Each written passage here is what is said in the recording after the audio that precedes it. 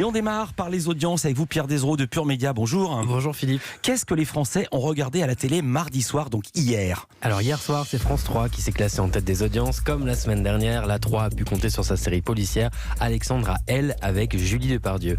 4 millions de Français ont suivi l'épisode inédit de la soirée, 18% du public. C'est parfaitement stable sur une semaine et c'est un très bon niveau. Je dois le dire, on porte souvent bonheur puisque Julie Depardieu était notre invitée hier. Voilà, exactement. TF1 est deuxième avec de nouveaux épisodes de SWAT, sa série américaine du mardi soir. La Une proposait 2 épisodes inédits de la saison 2 de sa série sur le Special Weapons and Tactics, une unité d'élite de Los Angeles. Et en moyenne, la série d'action portée par Shemar Moore a rassemblé 3 400 000 fidèles, 15,7% de part d'audience. C'est en légère baisse sur une semaine.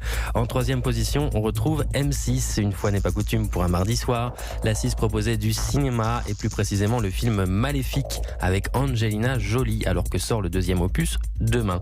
Et c'était donc une rediffusion et 2 500 000 téléspectateurs ont suivi ce film Disney, 11,2% du public. Enfin, on retrouve France 2 en 4e place, mais avec un bon score pour sa soirée spéciale, l'émission pour la Terre, un programme de solutions pour réduire notre impact sur l'environnement et présenté depuis un plateau recyclable à Paris par Anne-Elisabeth Lemoine et Nagui. 2 300 000 personnes ont suivi cette émission d'un genre nouveau, 12,3% du public. Encore une fois, c'est un score qui est vraiment pas mal. Du côté des autres chaînes ? Du côté des autres chaînes, on retrouve W9 qui tire son épingle du jeu avec une rediffusion de La Vérité si je mens, alors que sort demain...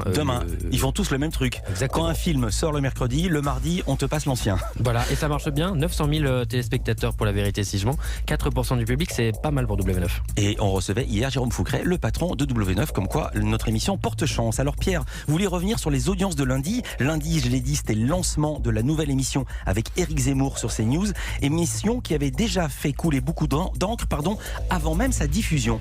Oui, absolument, c'est certainement l'un des programmes qui a le plus fait parler en début de semaine, bien au-delà même de la planète média. Il s'agit de Face à l'info, la nouvelle émission animée par Christine Kelly tous les soirs à 19h sur CNews, avec Éric Zemmour en débatteur principal. Et lundi, 253 000 téléspectateurs ont suivi le lancement de cette nouvelle émission, dont les débats portaient notamment sur l'islam. Alors 253 000, ça ne paye pas de mine comme ça, mais c'est un score très nettement supérieur à la moyenne habituelle de la case. Depuis la rentrée, CNews rassemblait chaque soir à cet horaire un peu plus de 80 000 personnes avec l'émission Punchline de Laurence Ferrari. 3 x 8, 24, 253 000, il a plus que triplé l'audience. Exactement, et il s'est même offert le luxe de dépasser LCI, la principale rivale en audience de CNews, la chaîne info du groupe TF1, qui depuis la rentrée avait pourtant près de 100 000 téléspectateurs d'avance sur sa rivale.